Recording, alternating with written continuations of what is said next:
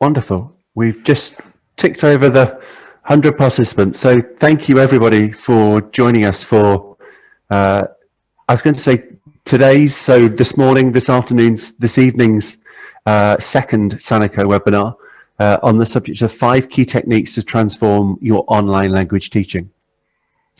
My name is Jonathan Viner. I'm work here at Sanako, supporting activities around marketing and webinars.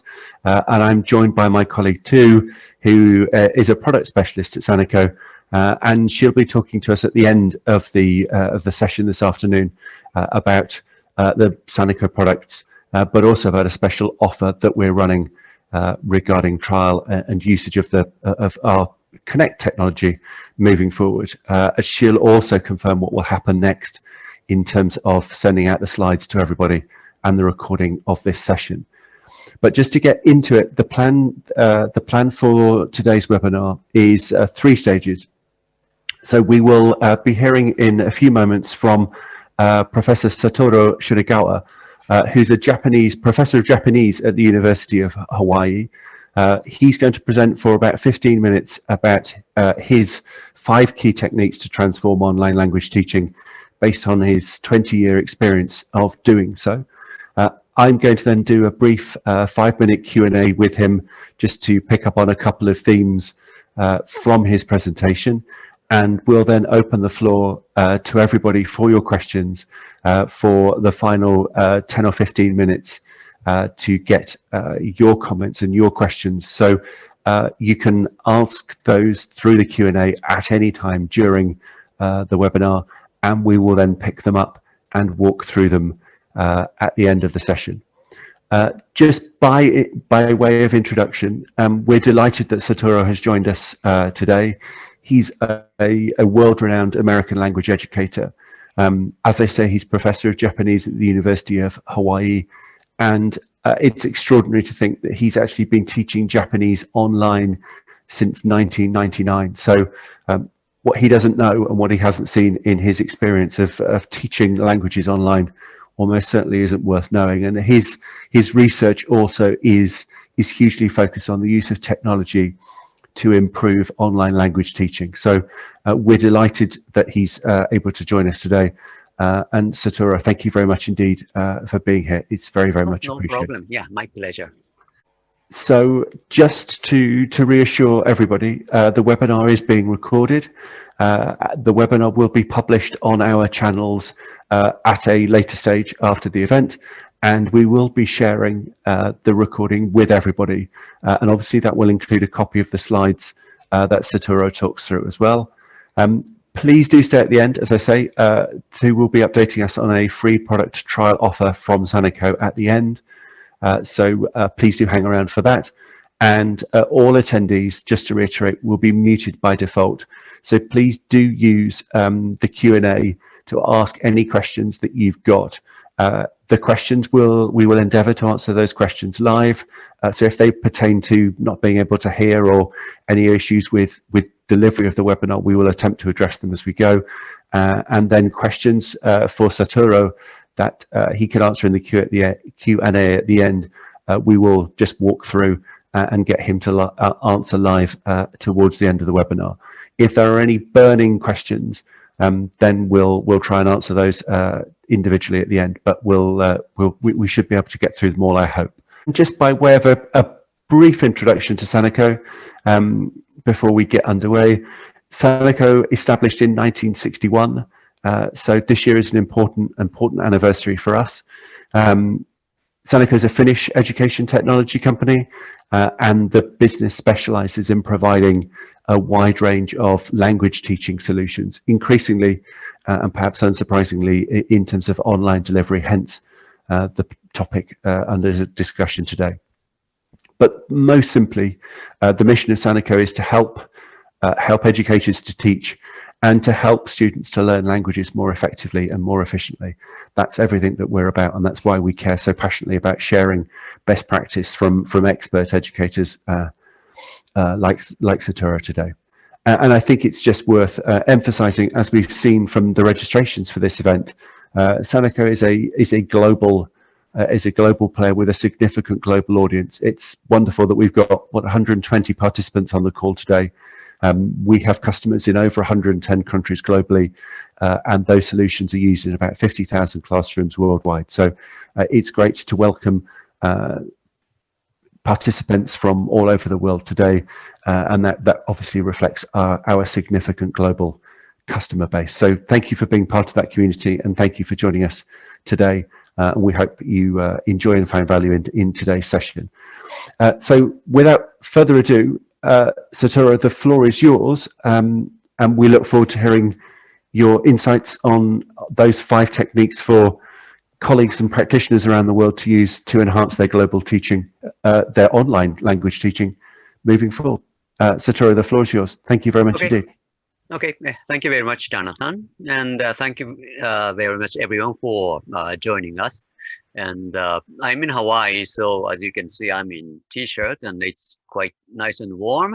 And actually, the AC of my office is broken, so I have the window and the door a little bit open. So if you hear some noise, that's because the doors and the windows are open. Okay, anyway, let's get started. So I'm going to share my slide. So I'm going to share my screen.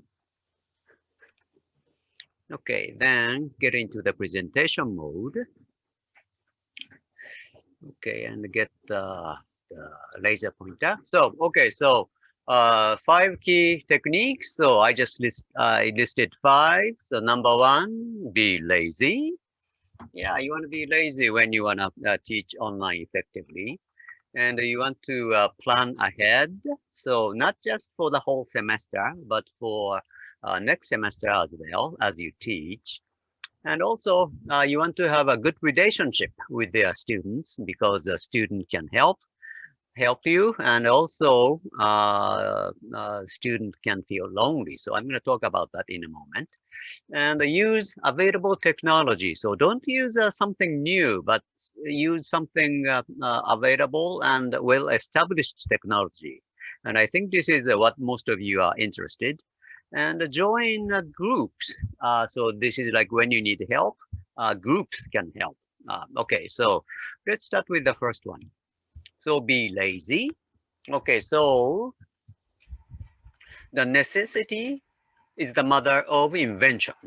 So, you know, always think, oh, I want to be lazy. I don't want to do this manually. So how can I do this? How can this be done automatically? So that is something you want to always think about. So from my experience, teaching online, it takes a lot of time. And the rule of thumb is it takes 3 times as much as FaceTime teaching. So, you know, to say it, like if you want to correct student pronunciation, like if it's face-to-face, it can be corrected immediately, you know, just a second or 2. But if it's an online environment, it takes much longer. And by the way, what I mean by online is asynchronous. The way I teach is asynchronous, and I think many of you are teaching synchronously by using Zoom or something, but ever since I started my online teaching, it's been asynchronous. So anyway, so if it's an asynchronous environment, it takes 3 times as much. Okay, so for example, one example is I don't want to do this manually. So how can I automate this? And on the right side of the screen, I am showing my auto grading. So this is typing Japanese, and when students send the answers, the server checks if it's right or not automatically. So if you do this manually, it takes lots of time, but this can be automated. So as I put on the next line, instead of manual grading, use auto grading, such auto grading or multiple choice or fill in the blank. So what I'm showing as an example is a fill in the blank example. And you may be thinking, so what can I use? So I think most of you have access to course management system, and most of course management system have auto grading. At my institution, University of Hawaii, we have a Sakai system for course management system, but some people find that hard to use. So this is what I suggest to some of my colleagues. Jot form, yeah, jot form, and I put and I made a sample by using this jot form. So you can go to go.hawaii.edu/jpw and you can see my sample. So what this jot form can do is, so it can show the time limit. So student get, for example, 1 hour, 46 minutes and 11 seconds. And you can embed the sound file. So for language testing, you got to embed the sound files for listening comprehension. And in order to be lazy, I chose a multiple choice. So I wrote in Japanese, but the student listened to the sound file and they choose. So the question is, what is the phone number? So choose 1, 2, 3, 4. And right side, so that's a reading comprehension. And I put it into, I embedded this graphic file. I chose the graphic file because students may copy and paste sentences, and they may use Google Translate. So in order to avoid it, I embedded it as a graphic file. So student gotta read it, and multiple choice. So I just put type of option 1, 2, 3, 4, but this is just a sample. So once again, if you go to gohawaii.edu, the shortened URL, you can take a look at the example. Okay, number 2, plan ahead. So get ready not just for this semester, but also next semester. So what I mean by this is, okay, so you want to give a daily schedule to your student. So on the right side, upper right side, I gave an example of my daily schedule. So for example, 15th, so that's actually 15th of this month, January, and in the US it's a holiday. But I give a small exercise. So TBP 93 Act 9. So that's an abbreviation for textbook page 93, activity 9. And on the 16th, there's another activity or assignment. And so as you can see, there's a little bit of a daily schedule, at least one exercise per day. So I chose, after experimenting many years, I decided this method is really good because you give something little by little every day. And when you learn a language, slow but steady, that's the key to the success. And I gave a sample of a Rosetta Stone or Lingophone. So that is something you purchase. And when you buy, everything arrives. And I know many people ended up not studying or not using Rosetta Stone or Lingophone because everything comes at once. And there is no schedule. You got to make your own schedule. So that is hard to keep the motivation. Okay, now write down what didn't go well before you forget. So that is what I mean by getting ready for the next semester. So as you teach, you write down, oh, this didn't go well. So maybe next semester I can make changes. So by writing it down, and when the semester ends, so you want to think, oh, so how can I change? So maybe it didn't work. So maybe I will change it like this and see how it goes. So maybe next semester it works.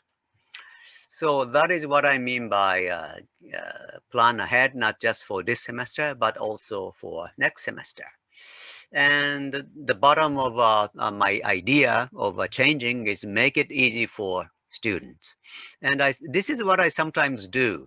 So I take some volunteers from my students and I ask them, do you want to help me improve the course? So I ask those students, so this is what I want to do for next semester. So what do you think? So students knows the best answer. Is it easy for them? Is it not easy for them? So they know the answer. Okay.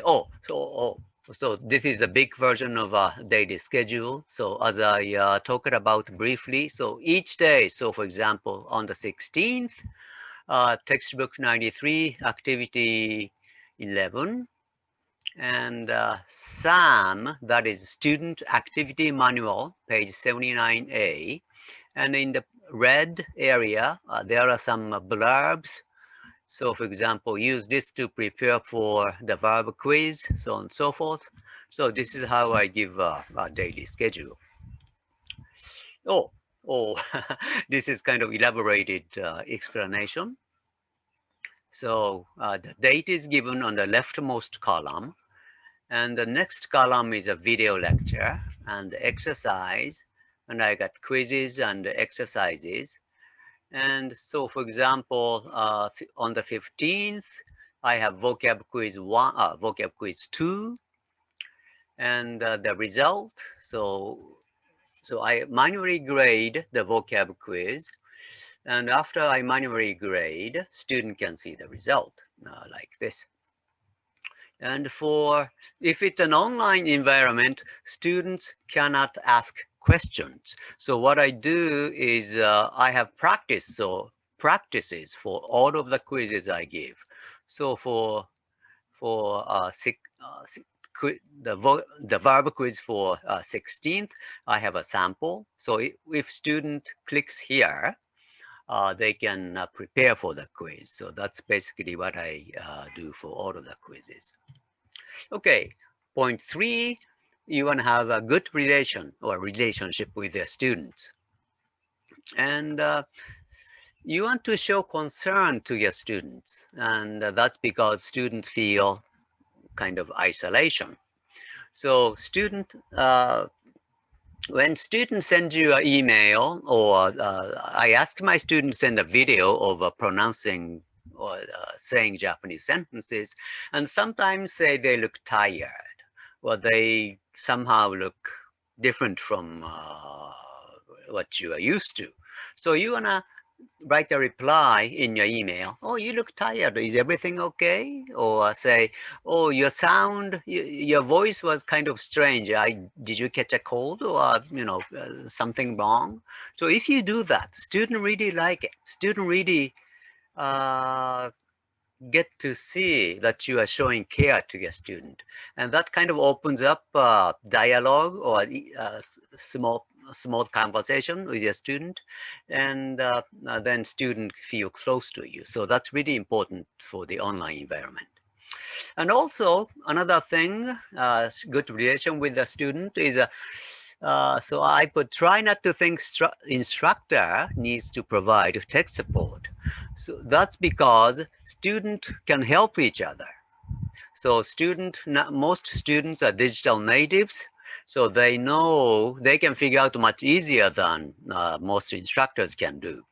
So some student in class, there are some students in class that are tech savvy. So you want to use, or you want to get help from those students. And in order to get help from your student, you want to have good relationship with your students. So that's why I put let students help each other.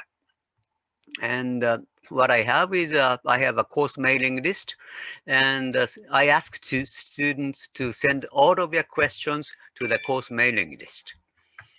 And many students interact at night, like when I'm sleeping. Like when I wake up in the morning, I have 20, 30, 40 emails from the students. And sometimes it's can you help me with this? And while I'm sleeping, other students help students. So this gives a feeling of a group as a class.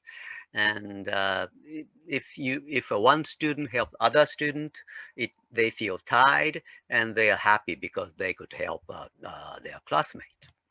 Okay, point 4, use available technology or well-established or well-used technology. So there may be software or apps for whatever you want to do already. So you want to use those. Yeah. So how to submit answers without printing? That is when University of Hawaii started online teaching about a year ago. That's many professors, many instructors didn't know what to do because there are some students don't have printers at home, and they were doing Zoom synchronous classes, and so they they made a PDF or whatever form, and print this and write this and send it back, and that wasn't possible for some students because they don't have a printer. So this is what I suggested to my colleagues. Think about it. You have forms. You are using forms without printing already, and that is Acrobat, Adobe Acrobat. So for example, when you say fill out some forms online, or you download Acrobat form, fillable forms, and you fill it out, you save it, and you send it back. So you can do the same thing for class. So use a fillable Acrobat forms and send it to your student, and the student can fill it out online or by using their own computer and send it back. Okay, so, and there are three software I would like to quickly introduce, and I believe you find each of them useful.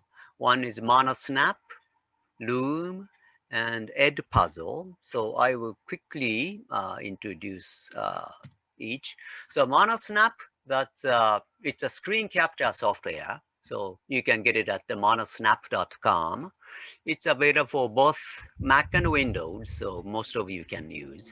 And there's a paid version, but free version is just good enough. And actually, if you pay, it's like you gotta pay $200. That's no, I don't want to pay that much. And as you can see, arrows and in various colors or circles, and you can annotate, like edit and upload your screen. So this is really good. Like when you want to point out, say, you find it on this page. So you can put a circle, a red circle, and arrow. So it helps people notice where it is on the web page. And the Loom, it's loom.com. So this is a screen recording software. So it's available for both Mac and Windows and iOS and Android. So it's virtually on any platform. And you can get education discount, or I should say educational account. So you don't really pay any. So it's still free if you use an educational email address to sign up. And you get 45-minute limit, and you get unlimited storage on their server. So what it does is it records a webcam and a desktop. So as you can see, as a sample here, you see this webcam image, and it records the entire desktop of the computer. So it can be used for proctoring, and that is what I use actually. So when students take chapter test, due to the COVID, they don't go to a testing center. It used to be student went to a testing center to take chapter test, but now they take a chapter test at home. So they use this room, and they show what's around them, so that they don't have say friend or someone helping them, or they don't have any crib sheet on their desk. So anyway, so this is really a good tool for proctoring student. Okay. Room sample. I think, okay, I will quickly talk about it. So number one, so this is the student. So student webcam image and the computer desktop. So image number two. So the quiz started. So the countdown starts and the student can get ready. And the Japanese character shows up, and student, they have 1 second to pronounce this Japanese character, and it goes like this. Okay, the next slide, this is a movie, so I'm gonna skip this. Okay, And the last one I want to share is Edpuzzle.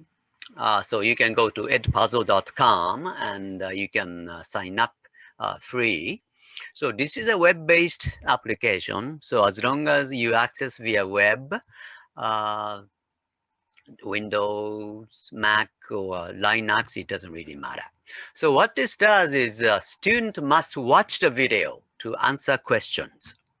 So sometimes you give a assignment, say, go to this YouTube and say, write your thoughts on that. And you want to make sure students watch the video. So if you use this really forces the students to watch. The measurement isn't, it's a little bit off, but I put 1, 2, and 3. So when the video comes to point 1, you got to, it automatically stops and you have to answer questions. And point number 2, so once again, it stops and a question shows up. So point number 2, it is what I'm showing as a multiple choice. So when the video comes to the point 2, once again, the video stops and there's a flag. What country is it? So it is this flag, this red one. So Japan, Korea, or China. So it's a Japanese flag. So student chooses Japan and click start, and then the video starts. So I put this tutorial help, tutorial HTTPS, YouTube, blah, blah, blah. So if you go there, you can find a very detailed tutorial of EduHelp. Okay, and last point is join a group or join groups. So there are many SNS and the mailing list for teachers. So for example, for Japanese teachers, there's a SNS or on Facebook or a mailing list like Sensei Online. So if you post questions like, I want to do this, what software or what can be used for it? And there are many colleagues of yours willing to help you. So if you join those, if you don't know what to do, you can get help. So this is a peer support. And if you join those groups, there are many kind people, and there are many people want to help you. Okay, so that's the 5 points. So just to quickly review, 5 key techniques. Be lazy. So always think, oh, I want to do this. I want to do that. So I want to be lazy. I don't want to do this manually. So always think something like that, and try to find something helps you. Plan ahead. So plan not just for the whole semester, for the ease of a student, but also by writing down what you thought of, kind of reflect each day what you did, then you can get ready for the next semester. And point 3, good relationship with your students. That not just gives a student good rapport with your student, but also that help students each other. Number 4, use available technology. So good, well-established technology. So I introduced you 3 software, Monosnap, Loom, and Edupuzzle. So those are really good. And join groups. So when you need help, you can get help from your colleagues by joining SNS or mailing list.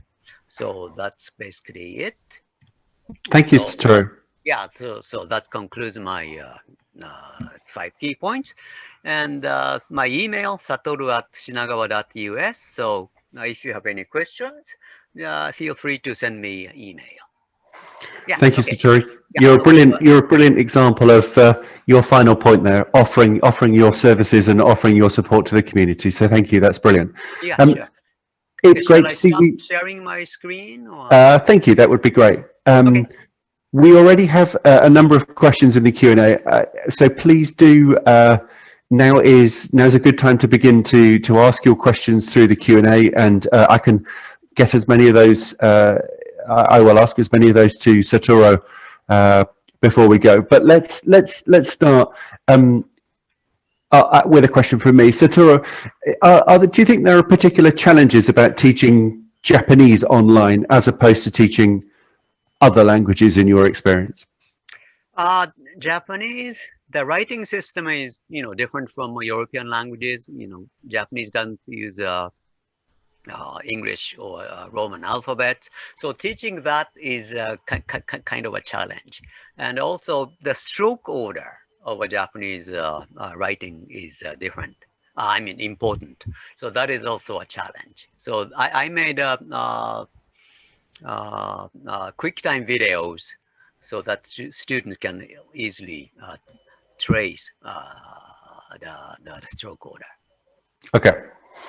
And you mentioned at the beginning of your session about supporting colleagues.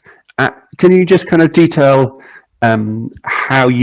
what techniques you found particularly helpful to support those colleagues who are perhaps less familiar with online teaching than you are, or perhaps less digitally literate? Are there particular techniques that you've used that you found helpful to help colleagues along the way?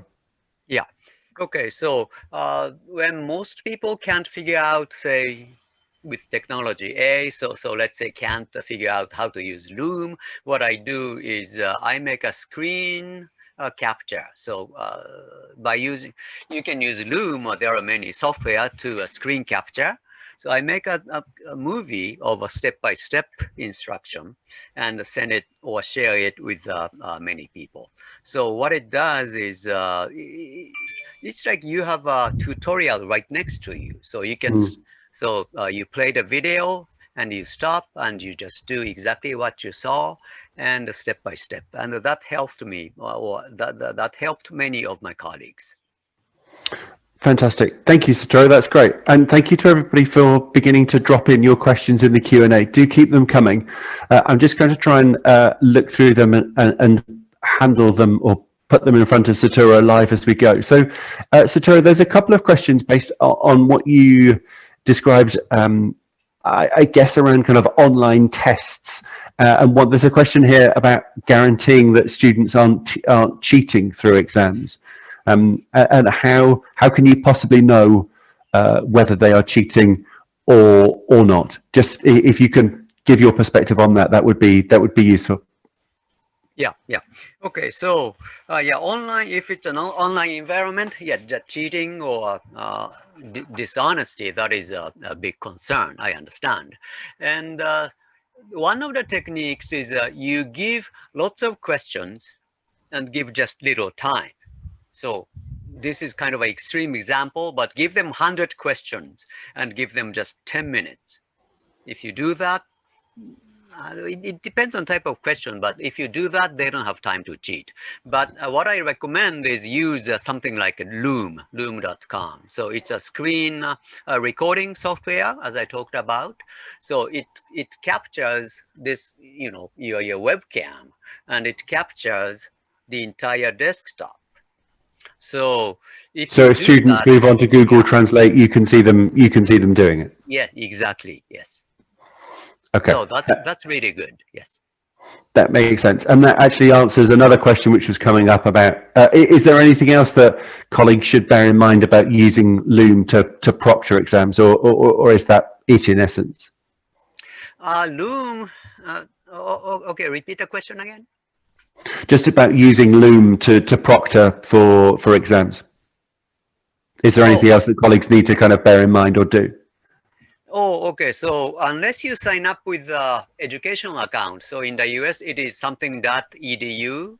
I don't know how it works in Europe, but as long as if you don't sign up with edu or educational email, your account, there's a limit of a recording. So if it's not academic, it's only 5-minute limit. So make sure that your students sign up with the educational email address. There's a very I guess a relatively simple but important question about, you mentioned about creating a graphic file, Satoru. How do you create a graphic file? Somebody has asked. Oh, how do I create? I don't know. I just use mostly. Well, I'm not a good person to draw, so I guess I would just find some. I just Google some pictures and just kind of copy paste it. So Okay. I don't spend too much time on it. There's a few questions that are coming through about handwriting. Oh, How do you quiz about? So there's a question from a Mandarin Chinese teacher about kind of traditional handwriting techniques. Somebody is asking a question about using digital online character writing systems. Can you just give a sense as to how you what kind of tools you found most effective for capturing and marking handwriting? okay. So for handwriting, that was a really challenge for many years. But well, I don't want to advertise a particular company, but I've been using iPad to teach handwriting.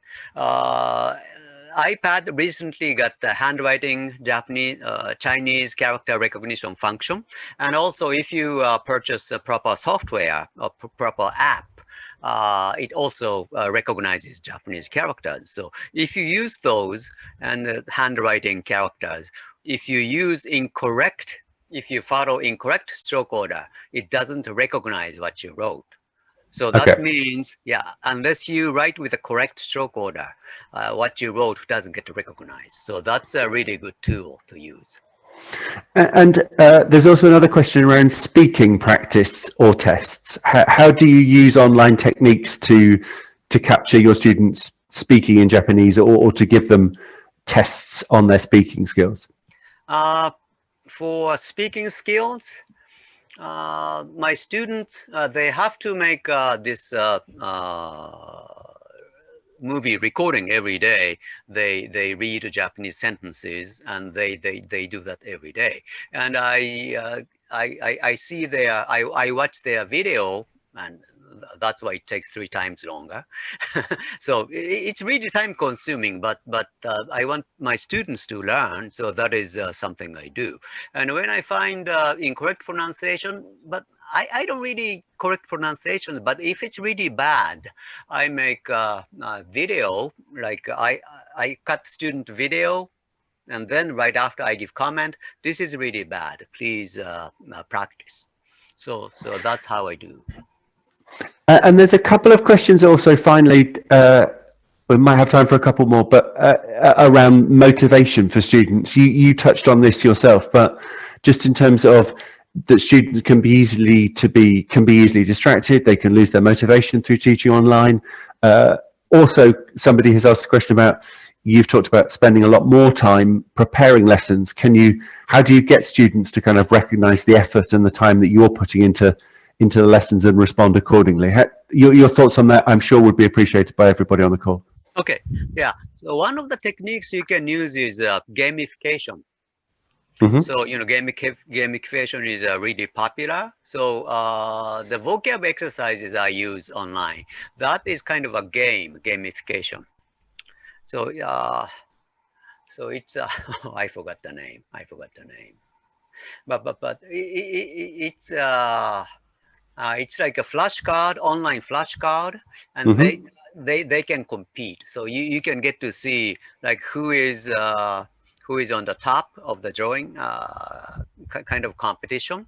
So students enjoy doing that kind of game. Okay. There's a couple of questions on Loom, and whether you watch them.